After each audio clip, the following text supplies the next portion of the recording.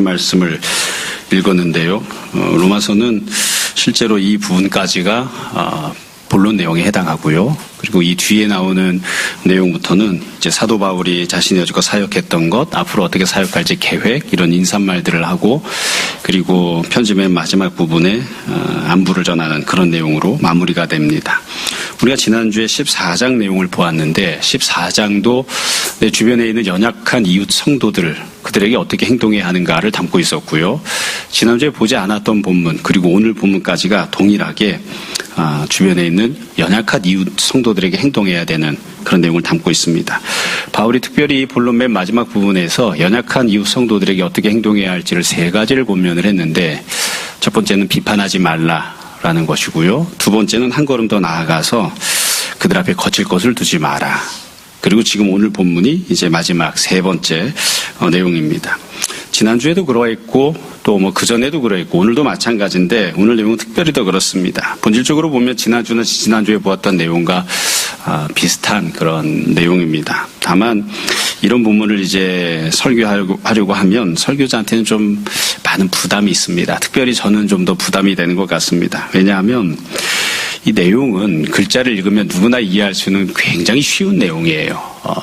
모르기가 어려워요. 읽으면 이게 이런 뜻이구나 다 알 수 있는데, 근데 이게 참 순종하기는 어렵거든요. 그러니까 언제나 진리가 그렇죠. 단순하고 분명해서 이해하기는 참 쉬운데 그대로 순종하려고 하면 참 쉽지 않은 그런 부분들이 많습니다.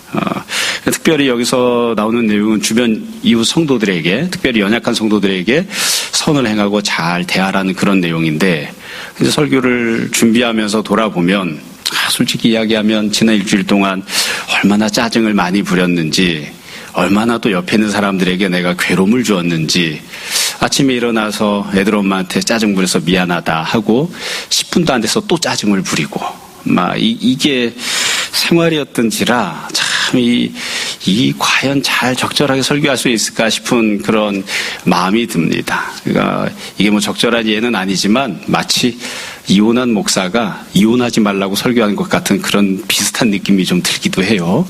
그러나 우리가 하나님 말씀이니까 목사의 인격이 좋아야 이 설교하는 내용이 하나님 말씀으로 선포되는 건 아니죠.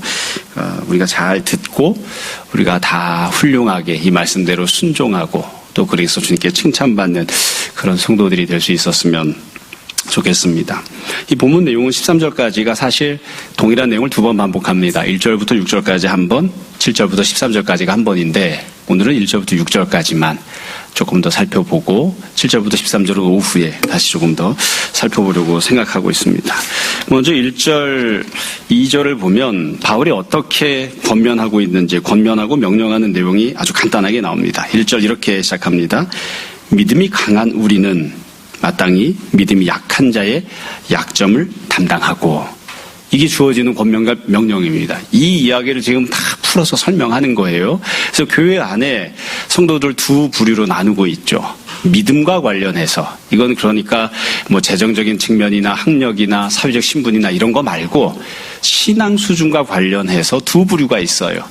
믿음이 강한 사람들, 그리고 믿음이 약한 사람들이 있습니다. 신앙생활을 잘하는 사람, 그렇지 못한 사람, 신앙 수준이 높은 사람, 신앙 수준이 낮은 사람, 이렇게 두 부류가 있는 거예요. 그런데 바울은 참 묘하게도 신앙 수준이 낮은 사람, 신앙 수준이 연약한 사람, 신앙에 연륜이 없거나 어린 사람에게 이러이러하게 해서 잘 성장해라, 이렇게 권면하는 게 아닙니다. 믿음이 강한 사람, 신앙에 연륜이 있는 사람, 신앙의 수준이 높은 사람들에게 이러이러하게 행동해라 라고 권면해요.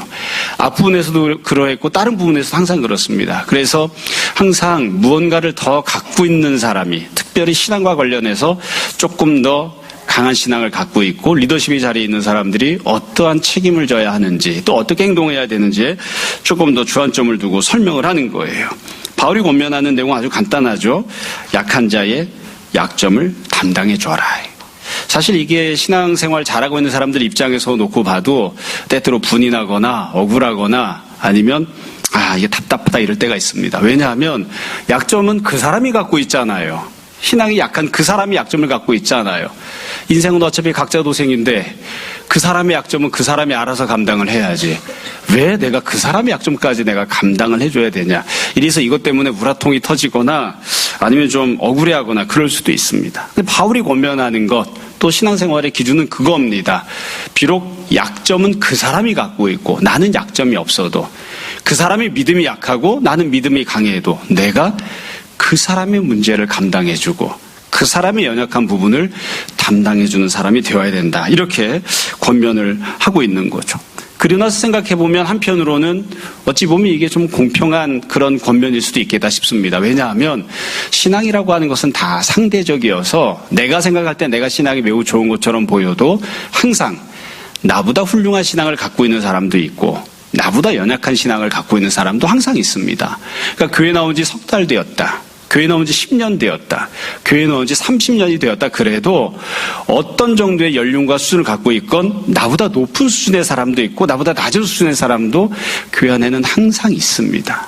그러니까 내가 나보다 연약한 사람의 약점을 담당해주면 동시에 이거는 나는 그것만 하는 게 아니라 우리 공동체 안에, 교회 안에는 나보다 높은 수준의 신앙을 갖고 있는 사람도 있으니까 그 사람이 또 나의 약점을 담당해 줄 겁니다. 그러니까 이게 항상 손해를 보는 것만이 아니라 내가 베풀고 또한 받기도 하는 그런 양면성이 있는 권면이라고 하는 것을 우리가 기억했으면 좋겠습니다. 사도 바울이 약점을 담당해 주라 하고 나서 이것을 다시 풀어서 무엇라고 설명을 했냐면 그 뒤에 보시면 1절 끝부분입니다. 자기를 기쁘게 하지 아니하고 2절 우리 각 사람이 이웃을 기쁘게 하되. 그러니까 약점을 담당해 준다는 건 뭐냐면 자기를 기쁘게 하는 게 아니라 내 옆에는 이웃 성도, 구체적으로는 신앙이 연약해서 약점을 갖고 있는 내 옆에 있는 다른 성도를 기쁘게 해주라는 거죠.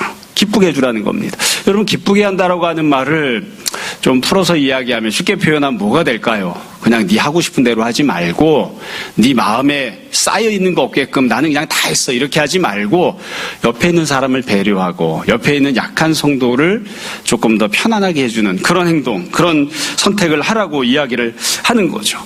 내가 내 옆에 있는 성도를 봤더니 문제가 있어요, 약점이 있어요, 하고 싶은 말이 있고 쏟아내고 싶은 말이 있을 때 내가 하고 싶은 말 다 하고 내가 쏟아내고 싶은 말 다 쏟아내면 나는 후련하겠죠. 나는 기쁘겠죠. 뭐 그걸 막 기뻐한다 이런 것이 아니더라도 나는 후련할 거라고요. 그러나 그 이야기를 들었던 약점을 갖고 있는 성도는 힘들겠죠. 그러니까 그런 식으로 하지 말고 너는 좀 힘들고 네 옆에 있는 약점 갖고 있는 연약한 성도가 마음 힘들어하지 않게끔 그렇게 하라. 그렇게 권면을 하는 겁니다. 사실 이 부분이 굉장히 중요한 부분인데 사람마다 조금 성향이 있어서 어떤 사람은 이걸 잘 받기도 하고 어떤 사람은 잘 못 받기도 하는 것 같아요. 근데 저는 제가 생각할 때는 한국 사람들, 특별히 한국 남성들은 이 부분이 좀 어렵지 않나 싶습니다. 왜냐하면 우리가 다 한국 땅에서 태어나면 땅덩어리는 좁고 자원은 없고 인구는 많고 요즘은 인구가 적지만 그래서 경쟁사회 속에서 살아가잖아요. 열심히 뛰어가서 내가 앞부분도 뛰어가지 않으면 넉넉하게 먹고 살기 어렵다. 그래서 경쟁에서 이겨야 된다는 생각을 가지고 항상 오랫동안 살아왔거든요. 그래서 늘 본능적으로 그리고 오랫동안 훈련된 게 뭐냐면 이기는 거, 쟁취하는 거, 앞장서는 거 그리고 또 좀 무언가를 효과적으로 하는 거 이런 것들이 항상 머릿속이나 생활 속에 익숙하게 자리를 잡고 있습니다. 그래서 저도 이런 본문을 보면 처음에는 이게 그래 옆에 있는 사람 기쁘게 해주는 거지라고 생각을 하고 넘어갔는데 제가 이런 부분들이 조금 더 마음에 와닿기 시작한 건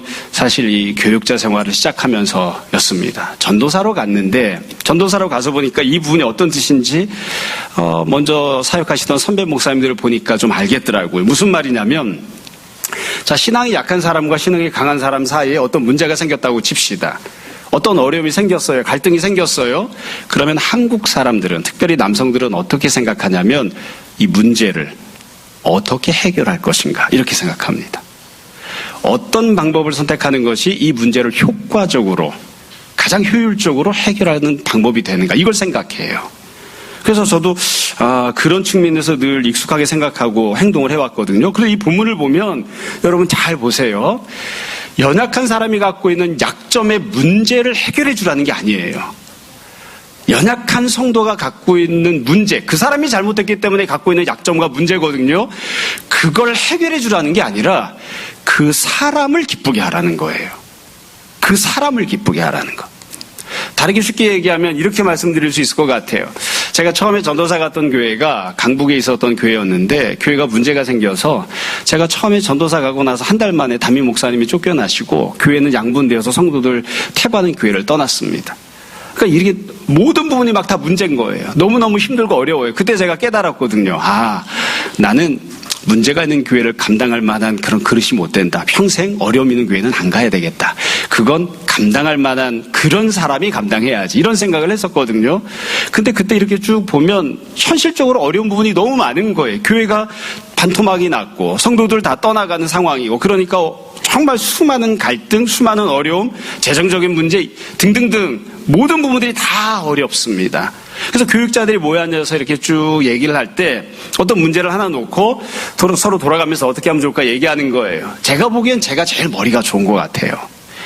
그래서 어떤 문제를 이야기하면 제가 이렇게 이야기합니다. 그 문제는 이러하게 해결을 하는 게 좋을 것 같다.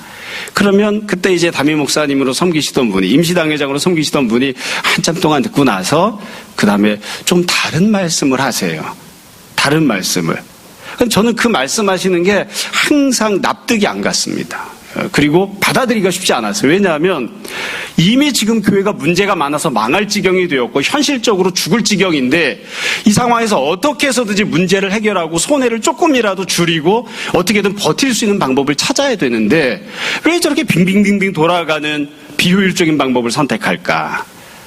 그게 늘 마음이 이상했던 거예요. 근데 조금 시간이 지나니까 입장이 다르다는 걸 알았어요. 입장이 다른 건 뭐냐면 저는 이미 망해가고 있는 교회, 이미 문제가 많은 교회니까 어떻게든 문제를 줄이자. 이 측면에서 문제를 어떻게 하면 효율적으로 해결할 것인가를 이야기하는데 그 목사님은 이제 임시당회장 하시던 목사님 입장이 이거예요. 이미 망하던 교회 가만히 놔둬도 망할 거다.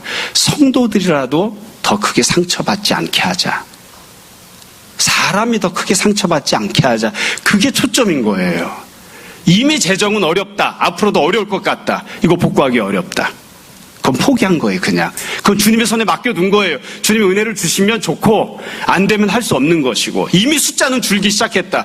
이 상황에서 숫자를 조금이라도 더 늘리겠다고 발버둥 치는 것보다는 이미 숫자는 줄어들었으니까 그러니까 지금 남아있는 성도들을 어떻게든 잘 다독이고 이 사람들이 어떻게든 상처를 덜 받게 사람이 어떻게든 조금이라도 기쁨을 누리고 신앙생활할 수 있게 그게 초점인 거예요. 그러니까 사람마다 핵심이 달라요. 바라보는 게. 지금 사도 바울이 권면하고 있는 내용은 뭐냐면 우리가 흔히 이야기하는 식으로 이야기하면 이겁니다.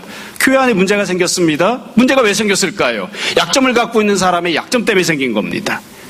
모자란 사람이 무언가 문제를 일으킨 거예요. 그때 어떤 행동과 어떤 태도를 취해야 되느냐, 어떻게 하면 문제를 해결할 것인가 그렇게 보지 말고 어떻게 하면 그 사람을 기쁘게 해줄 것인가, 어떻게 하면 그 사람의 마음을 다독여 줄 것인가, 그것을 봐라 이거예요. 그것을 봐라. 그렇게 행동하라는 거예요. 그래서 다시 한번 잘 생각해 보시면 바울은 가장 효과적인 방법으로 가장 비용을 적게 들여서 가장 큰 효과를 거둘 수 있는 그런 문제 해결책을 하나님께 지혜를 구해서 받고 시행하라. 이렇게 권면하지 않아요. 그게 권면과 명령이 아니에요. 그건 이웃사랑이 아닙니다. 연약한 성도를 사랑하는 건 그렇게 하는 게 아니라 그 사람이 문제가 있어요. 어려움이 있어요. 조금 해결하는데 시간이 더디 가는 방법을 선택해요. 그래도 그 사람을 기쁘게 하라. 그 사람을 기쁘게 하라. 이게 바울이 권면하고 명령하는 내용입니다. 사실 이거는 제3자를 향해서는 조금 더 적용하기가 쉬울 것 같아요. 근데 가까이 있는 가족이나 가까이 함께 신앙생활하는 다른 성도들에게는 구체적으로 적용하려고 하면 늘 이게 어렵습니다. 왜냐하면 우리가 부부싸움을 하거나 자녀를 향해서 분을 내거나 옆에 있는 성도를 향해서 갈등이 생길 때를 잘 생각해 보시면 저 길로 가면 분명히 금방 일이 해결되고 더 효과적인데 왜 그 길을 놔두고 왜 자꾸 빙빙 돌고 엉뚱한 소리를 하는 거야. 그래서 엉뚱한 소리를 하고 있다는 것 때문에 효과적인 길을 가라. 문제를 해결하는 길을 가라. 그것 때문에 그거를 권면하느라 아내와 남편과 다투는 것이고 자녀와 부모와 다투는 거잖아요. 근데 문제가 있을 때에 그 문제가 조금 더디게 해결되어도 좋으니까 당신이 상처를 받지 않았으면 좋겠다. 당신이 기쁜 대로 했으면 좋겠다. 당신이 마음에 원하는 대로 했으면 좋겠다. 더디 가도 좋으니 당신이 원하는 대로, 당신이 기뻐하는 대로 이렇게 해야 되는데 참 이게 안 됩니다. 일주일 내내 제가 그렇게 안 하고 와서 지금 설교하고 있는 겁니다. 왜 효과적인 길을 놔두고 당장 눈에 보이는 해결책을 놔두고 왜 엉뚱한 소리를 하느냐.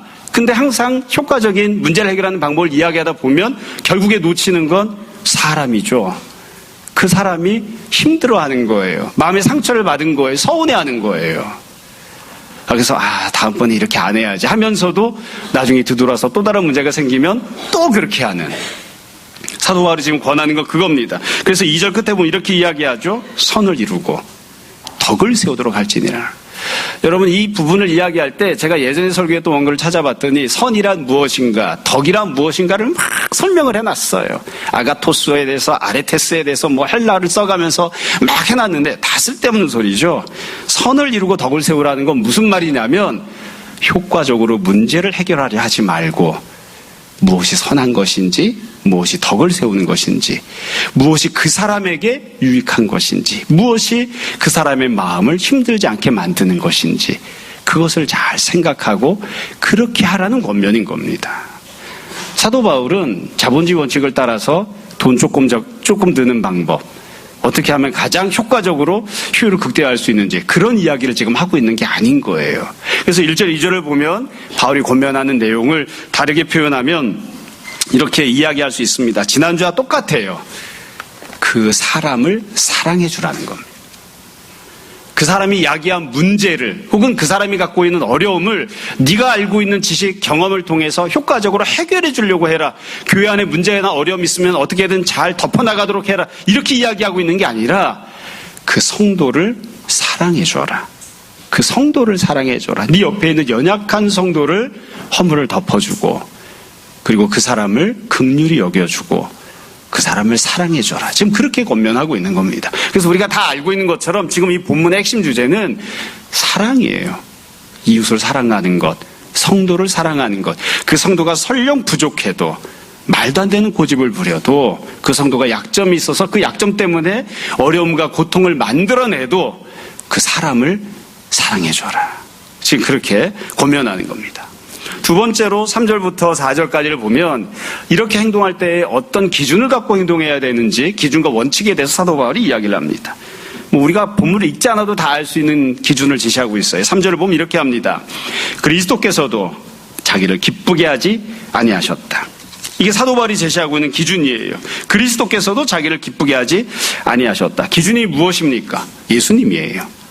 모든 것들이 다 기준이 예수님인데 지금 이웃을 사랑하는 것, 연약한 성도를 사랑하는 것도 기준이 예수님이에요. 여러분 그리스도께서 그리스도께서도 자기를 기쁘게 하지 아니하였다. 이 표현은 예수님이 선포하신 말씀대로 하라는 게 아니라 예수님이 친히 보여주신 행동대로 하라는 겁니다. 예수님도 그렇게 행동하지 않았다 이거예요. 이걸 좀 긍정형으로 바꾸면 이런 거죠. 예수님께서도 믿음이 연약한 주변의 다른 성도를 기쁘게 하는 행동을 하셨다는 거예요. 율법의 기준이 아니에요. 예수님의 선포도 기준이 아니에요. 예수님이 행동하신 게 기준입니다. 제가 생각을 해봤어요. 바울은 이렇게만 이야기하고 넘어갔는데 예수님께서 주변에 있던 믿음 연약한 성도에게 어떻게 하셨나 생각해보니까 제일 먼저 떠오르는 건 누구였냐면 예수님 주변에 붙어 있었던 믿음 연약한 성도가 누구죠? 그 몹쓸 베드로. 늘 실수하고 반복해서 죄를 짓는 요한, 늘 주님 앞에서 따라다니고 날마다 말씀 듣고 있지만 날마다 믿음의 성장이 없어서 늘 문제를 일으키는 예수님이 늘 뒤치다꺼리를 해줘야 되는 12제자들이에요. 조금 더 솔직히 이야기하면 제가 이 12사도들에 대해서 항상 좀 낮게 평가하는 이야기를 제 입장에서는 있는 그대로 솔직하게 평가하는 이야기를 해서 여러분들이 사도들이 엉망이라고 생각하지만 사실 예수님 주변에 있던 사람들 중에 사도들은 꽤 훌륭한 사람들이고요. 사도들보다 훨씬 더 믿음이 연약해서 여러 문제를 야기했던 수많은 사람들이 주님을 따라왔었습니다. 그러니까 예수님 주변에는 항상 믿음이 연약한 사람들이 늘 가득 있었어요. 그래서 우리가 성경 본문 읽을 때마다 그런 생각을 하잖아요. 예수님이 정말 답답했겠다. 예수님 정말 속상했겠다. 제자라고 12명 선택한 것들이 저 모양 저 꼴인데 저것들을 믿고 어떻게 살아갈까? 어쩜 저렇게 멍청하고 무식하고 거기에다가 고집이 셀까? 처음부터 끝까지 자기 하고 싶은 대로만 하고 했던 실수 반복해서 하고. 예수님은 얼마나 답답했을까. 내가 그때 있었으면 좀 사도 한 사람 빼고 내가 들어가서 좀 잘해드렸을 텐데. 이런 교만한 생각들을 우리가 종종 하잖아요. 여러분, 예수님께서 제자들에게 어떻게 하셨나요? 제자들이 답답해할 때 책망하시기도 하고 꾸짖기도 하시고 믿음이 없다라고 그렇게 적나라하게 말씀하시기도 했지만, 그러나 그럼에도 불구하고 항상 제자들이 필요한 것들을 공급하시고 채워주셨죠. 우리가 성경 공부할 때마다 늘 말씀드리잖아요. 오병이어 기적이 있었습니다. 칠병이어 기적이 있었습니다. 제자들이 믿음이 있었나요? 없었죠. 제자들의 믿음이 없었음에도 불구하고 예수님께서 제자들에게 먹을 걸 주시나요? 안 주시나요? 주시잖아요. 믿음 없이 찾아온 사람의 질병을 예수님이 고쳐주시나요? 안 고쳐주시나요? 고쳐주십니다. 믿음 없는 사람의 문제도 해결해 주시고, 때때로 불신자들이 갖고 오는 문제도 해결해 주시고, 예수님은 그들이 원하는 문제, 구했던 문제뿐만이 아니라 간과하지 않은 것까지도 해결해 주시는 은혜를 베풀어 주셨어요. 그렇게 답답하셨을 텐데 믿음이 없이 연약했던, 그래서 늘 문제를 일으켰던 약함을 갖고 있는 주님 주변의 사람들에 대해서 예수님께서는 그들을 꾸지람하시기도 하고 가르치시기도 했지만 동시에 그들에게 기쁨을 주셨습니다. 그들을 사랑하신 거예요. 그러니까 예수님이 하신 것처럼 너도 하라 이거예요. 예수님이 하신 것처럼. 이게 늘 지금 바울이 제시하는 기준입니다. 그리고 난 뒤에 그 뒤에 보면 사도 바울이 조금 더 현실적인 기준에 대한 설명을 해요. 이렇게 되어 있습니다. 기록된 바. 성경을 인용한 거죠. 주를 비방하는 자들의 비방이 내게 미쳤나이다 함과 같으니라. 이게 무슨 말이냐면 예수님께서 자기 주변에 있었던 제자들의 연약한 믿음 때문에 생긴, 약함 때문에 생긴 문제들을 은혜로 베풀어 주시고 제자들을 기쁘게 해주셨지만 결국 주님께 돌아온 건 무엇이었는가? 비방만 돌아왔다는 겁니다. 내가 옆에 있는 연약한 성도를 위해서 사랑해주고 그 허물을 덮어주었어요. 그럼 나에게 돌아온 대가는 뭘까요? 주님은 어떤 대가를 받으셨나요? 비방을 받으셨습니다. 미움을 받으셨고 나중에는 배신을 당하셨습니다. 그러니까 이게 주님이 당하신 거예요. 그래서 지금 사도 바울이 이 이야기를 왜 하느냐? 네가 네 옆에 있는 다른 성도의 연약한 부분을 도와주면 그 부분에 대해서 그 사람을 기쁘게끔 하는 그런 선택을 하면 그럼 결국 어떤 일이 벌어지는가? 너는 죽도록 손해를 볼 것이다. 지금 그 이야기를 하고 있는 거예요. 너는 비방을 당할 것이다. 그 생각하고 해주라는 겁니다. 저 사람이 비록 연약하지만 내가 잘해주면 저 사람이 내가 그 사람에게 은혜 베풀고 있는 거 알겠지? 아니요, 모릅니다. 내 옆에 있는 성도는 누가 같다고요? 베드로 같다고요. 요한 같다고요. 예수는 십자가에 못 박아 죽으라고 외치고 소리 지르고 결국에는 잡아 죽였던 그런 유대인들 같은 사람들이 내 옆에 있는 연약한 성도들인 거예요. 그러니까 그들로부터 정당한 평가와 대우를 받을 거라는 그런 기대하지 말라는 거예요. 주님이 기준이신데 주님은 비방을 받았다는 거죠. 그래서 바울이 그 뒤에 뭐라고 설명을 했느냐. 4절에 보면 성도들을 사랑하는 마음으로 예수님을 따라가기 위해서 예수님을 기준 삼으려면 이런 것들이 필요하다고 이야기해요. 4절에 보면 이렇게 되어 있습니다. 무엇이든지 전에 기록된 바는 우리의 교훈을 위하여 기록된 것이니. 이제 잘해주면 비방받는다고 한 거예요. 이런 기록이 왜 있는 거냐. 4절 끝에 보면 우리로 하여금 첫 번째 인내로, 또는 두 번째 성경의 위로로, 마지막 세 번째 그 결과 소망을 가지게 함이니라. 이게 무슨 말이냐면 믿음이 연약한 성도의 약함을 내가 도와주려면, 그 사람을 기쁘게 하는 그런 선택을 하려면, 옆에 있는 사람을 사랑하려면 어떻게 해야 되는가? 인내가 필요하다고요. 인내가 필요합니다. 참아야 돼요. 늘 말씀드리지만 사랑장을 보면 징글징글하게 써놨죠. 사랑은 오래 참잖아요. 참는 것도 그냥 참는 게 아니고 오래 참아요. 언제나. 미치겠어요. 잘해주면, 그 사람을 기쁘게 하는 선택을 하면 그러면 어떤 일이 벌어지는가? 내가 계속해서 인내해야 돼요. 저는 이제 설교자이기 때문이기도 하고 동시에 실제 현실 속에서 우리 똑같이 다 살아가는 실존적인 인물이기 때문에 이런 부분 볼 때마다 생각합니다. 언제까지 인내해야 되나? 언제까지? 10번 참아야 되나? 15번 참아야 되나? 20번 참아야 되나? 석 달을 인내해야 되나? 1년을 인내해야 되나? 제한을 두지 않았어요. 이런 거 할 때마다 왜 하필이면 예수님의 그런 말씀이 떠오르죠? 막 70번씩 7번 용서하라. 막 이런 말이 떠오르잖아요. 안 떠오르면 좋겠는데. 인내해야 됩니다. 인내가 필요해요. 이렇게 하려고 하면 그냥은 할 수가 없어요. 또 그 뒤에 뭐라고 되어 있냐면 성경의 위로로. 이렇게 하려고 하다 보면 내가 그 사람의 약함을 감당해 주었잖아요. 그 사람을 기쁘게 하는 선택을 해주었잖아요. 그 사람이 나를 위로해 줄까요? 안 위로해 줍니다. 나에게 적절하게 존경을 해주나요? 안 존경합니다. 그래서 나에게 뭐가 필요하냐면 나도 너무 힘드니까, 인내하면서 그렇게 하려고 하면 힘드니까 나도 위로가 필요합니다. 근데 그 위로는 그 사람이 주는 게 아니라 하나님 말씀이 주는 위로예요. 성경이 위로를 해줘요. 조금 더 참자. 선을 행하되 낙심하지 말자. 하나님께서 다 보고 계신다. 성경의 위로가 필요해요.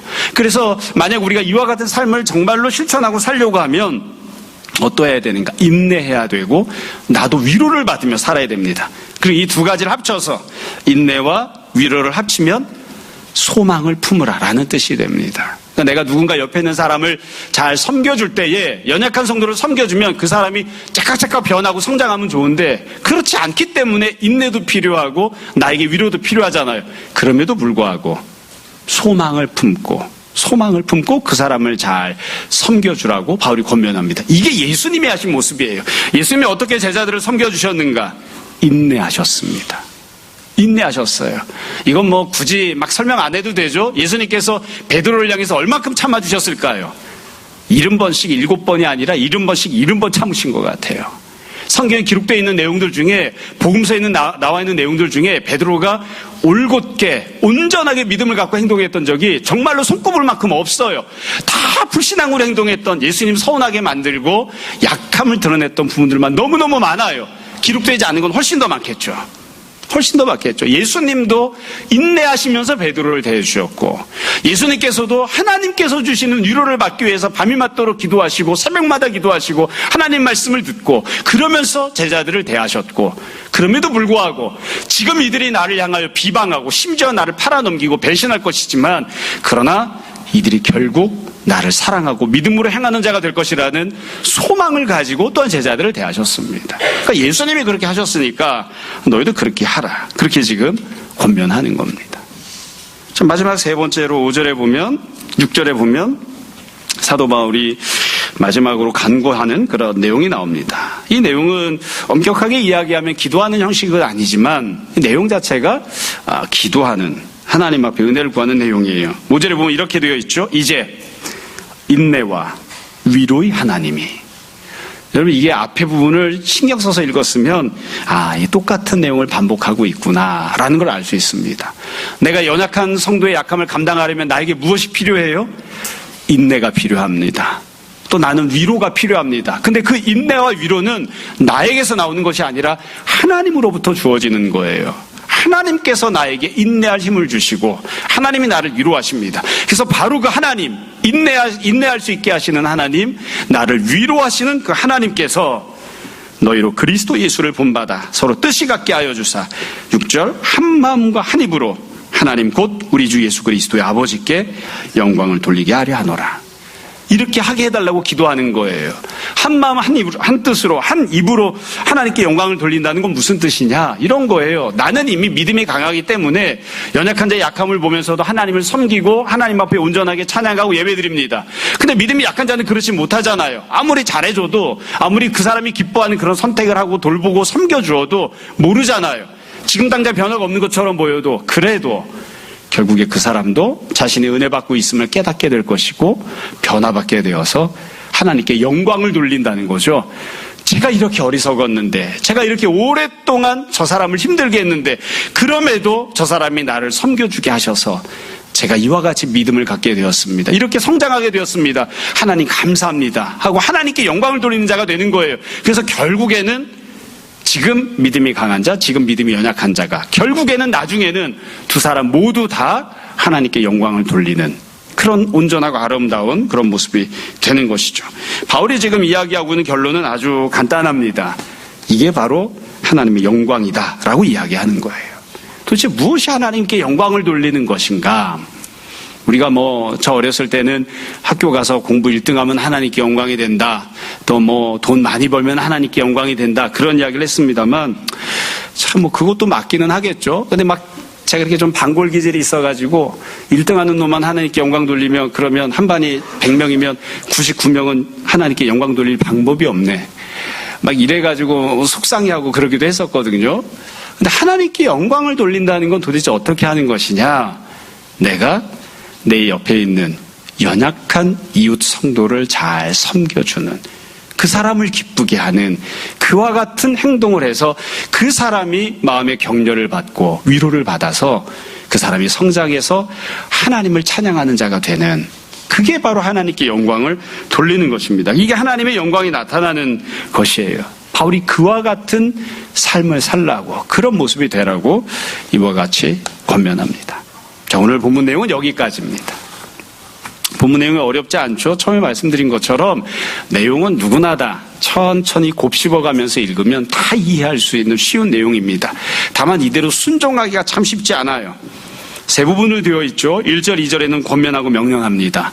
약점을 갖고 있는 연약한 이웃 성도, 그 사람을 기쁘게 하라. 그 사람을 기쁘게 하라. 그게 바울이 권면하는 내용입니다. 두 번째 내용은 무엇이 기준인지를 이야기합니다. 예수님을 기준 삼아라.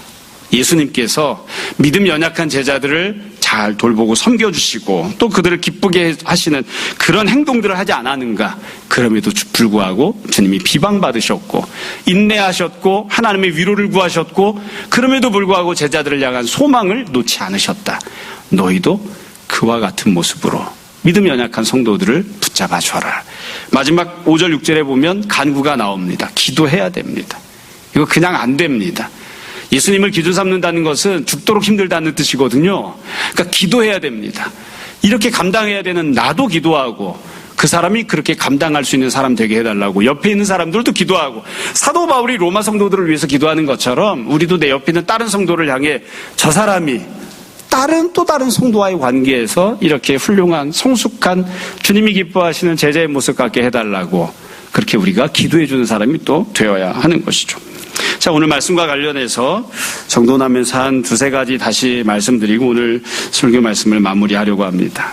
우리가 다 이미 들었기 때문에 또 듣기 이전부터 알고 있던 내용이지만 다시 한 번 더 강조해서 몇 가지만 말씀드리겠습니다. 첫 번째는 도대체 무엇이 하나님께 영광을 돌리는 일인지 다시 한번 잘 생각했으면 좋겠습니다. 여러분, 오랫동안 한국교회가 갖고 있었던 보편적이고 일반적인 생각들, 또 신앙의 관습들도 다 옳은 측면들이 있습니다. 훌륭한 예배당 짓는 것도 하나님께 영광이 됩니다. 성도가 가난함에도 불구하고 마음을 다해서 많은 헌금을 하는 것도 물론 하나님께 영광이 됩니다. 내가 시간을 내서 시간의 11조를 하나님께 드리는 것도 그것도 하나님께 영광이 됩니다. 그러나 그런 것들은 사실은 성경에서 명시적으로 기록하거나 명령하지는 않았죠. 예배당을 잘 짓거나 많은 헌금을 하거나 그렇게 하는 것이 명령되거나 또 권장되지는 않았습니다. 우리가 기뻐하는 마음으로 그렇게 하는 것뿐이에요. 그러나 지금 사도 바울이 이 로마서에서 명시적으로 분명하게 규정하고 명령합니다. 하나님께 영광을 돌린다는 건 어떤 것인가? 내 옆에 있는 연약한 어린 성도를, 그 사람이 갖고 있는 약점을 내가 큰 사랑으로 덮어주고 그리고 그 사람을 기쁘게 하는 일을 하는 것. 그게 바로 하나님께 영광을 돌리는 겁니다. 이 일들은 우리가 지금은 제가 오전에 설교할 때 읽지 않았지만 뒷분에 가면 성령님 안에서 믿음으로 행하는 일이라고 선포합니다. 결국 성령이 충만하다고 하는 건 어떻게 드러나는가? 수많은 방언을 하고 수많은 병 고치는 기적을 행하는 것도 성령 충만함이지만 내 옆에 있는 연약한 이웃 성도, 약함을 갖고 있는 이웃 성도에게 어떻게 대하는지를 보면 그 사람이 성령 충만한 사람인지 아닌지를 알 수 있습니다. 성령 충만함이란 연약한 성도의 허물을 덮어주는 것입니다. 그래서 우리가 늘 생각했으면 좋겠습니다. 두 번째로 바울이 제시하고 있는 기준은 똑같습니다. 예수님이 기준이잖아요. 앞분에 나왔던 것을 연결해서 이야기하면 너희는 네 주변에 있는 연약한 성도를 대할 때에 절대로 세상적으로 대하지 마라. 세상 사람들이 하는 것처럼 하지 마라.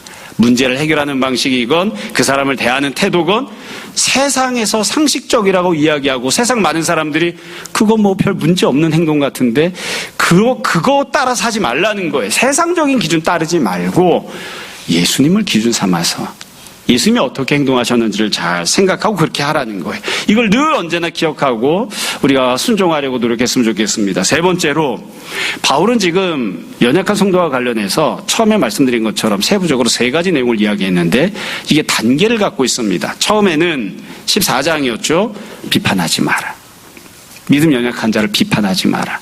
두 번째는 그 사람 자꾸 넘어질 만한 문제를 그 사람 앞에 두지 말고 그 사람이 넘어질 만한 문제는 옆으로 치워줘라. 그리고 세 번째로 이렇게 이야기하는 거예요. 그 사람이 비록 약함을 갖고 있어도 그 사람이 기뻐하는 그런 행동을 해주어라. 이게 단계별로 이야기하고 있거든요. 비판해서도 안 되고, 비판하지 마라. 그 사람 앞에 장애물을 두지 마라. 그 사람이 기뻐하게끔 그렇게 하라. 이렇게 이야기했는데, 여러분, 그래서 우리가 신앙의 수준에 따라서 어떤 사람은 1번만 하기도 하고 어떤 사람은 2번, 3번까지 하기도 합니다. 근데 우리가 잘 생각해야 할 것은 1번, 2번, 3번을 다 했다고 해서 지금 여기 나오고 있는 바울의 권면하게 이웃을 사랑했다고 말하기는 어렵습니다. 왜냐하면 그 다음 단계도 있는 거거든요. 내가 약점을 갖고 있는 연약한 성도를 기쁘게 했어요. 난 다 했다. 이게 아니라 아마 그렇게 행동했으면 주님께서 또 다른 얘기를 하시겠죠. 예수님이 기준이시니까. 예수님은 어떻게 하셨나요? 제자들을 위해서 자기를 부인하고 자기 십자가를 감당해 주셨죠.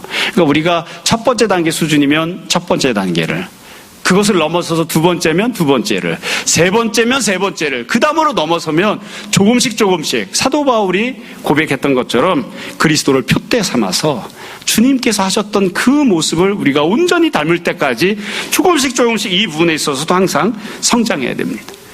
마지막 네 번째로 이 네 번째 이야기만 말씀드리고 오늘 말씀을 마무리하겠습니다. 지금 드리는 이 네 번째 내용은 어찌 보면 높아심에 드리는 말씀이에요. 예수님께서 믿음 연약한 성도들을 향해서 항상 그들을 기쁘게 하는 행동만 하셨는가? 그건 아닙니다. 우리 잘 아는 것처럼 어떤 경우에는 베드로를 향해서 마귀 새끼라고 부르기도 하시고, 또 믿음이 없는 사람들을 향해서 강하게 참 책망하거나 꾸지람하기도 하셨습니다. 그러니까 예수님께서 이 믿음 연약한 사람들을 기쁘게 하셨다는 게 그들이 하는 행동이 옳다고 인정을 해주거나, 아니면 이 믿음 연약한 사람들에게 너희들이 주도권을 가지고 너희들이 다 행동하면 내가 따라갈게, 그렇게 그들에게 리더십을 내어주거나, 결국 그런 뜻이 아닙니다. 교회 안에서 믿음이 연약한 사람, 약함 갖고 있는 사람은 절대로 리더십의 자리에 서면 안 됩니다. 맹인이 맹인을 인도하면 결국 다 같이 망하는 거거든요. 신앙이 잘 성장하고 누가 봐도 존경할 만한 훌륭한 신앙을 갖고 있는 사람들이 지도자의 자리에 있어야 되고, 그들이 또한 방향을 결정해야 되고 교회의 주도권을 갖고 있는 게 맞습니다. 다만 그 주도권을 갖고 그 주도권을 행사하는 방식에 있어서, 모습에 있어서 이렇게 하라는 거예요.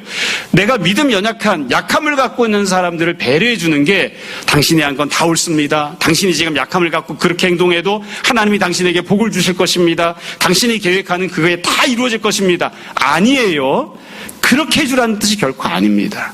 그러니까 우리가 어떤 상황에서 어떤 문제에 대해서 어떤 태도를 취하고 어떻게 그 사람에게 행동할 것인지에 대해서 항상 똑같이 행동해야 되는 건 아니라는 것도 기억해야 되고, 그래서 어떤 상황에서 어떻게 행동하는 게 그 사람을 위해 또 교회를 위해 진정으로 가장 좋은 것이고 하나님의 뜻에 합당한지를 지혜롭게 잘 생각하고 판단해야 됩니다. 그 사람을 배려한다는 게 그 사람에게 모든 전권을 부여하거나 그 사람이 하는 대로 하자는 대로 다 따라가는 걸 뜻하는 건 아니라는 것도 여러분들이 잘 생각하고 기억했으면 좋겠습니다. 결국 지난주도 그렇고요, 오늘도 그렇고 마찬가지입니다. 바울이 권면하고 싶은 내용은 딱 한 가지죠. 사랑하는 겁니다. 사랑하는 겁니다. 능력이 많은 사람이 되는 거, 효과적으로 문제를 해결하는 사람이 되는 것, 눈에 두드러지게 단시간 내에 대단한 업적을 쌓는 사람이 되는 것, 그런 것도 중요하지만, 그런 거 말고, 그런 것도 중요하지만 그것보다 네 옆에 있는 연약한 약함을 갖고 있는 성도를 사랑해 주어라.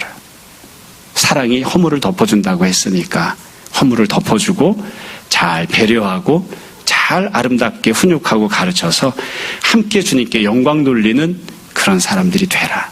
바울이 권면하는 내용입니다.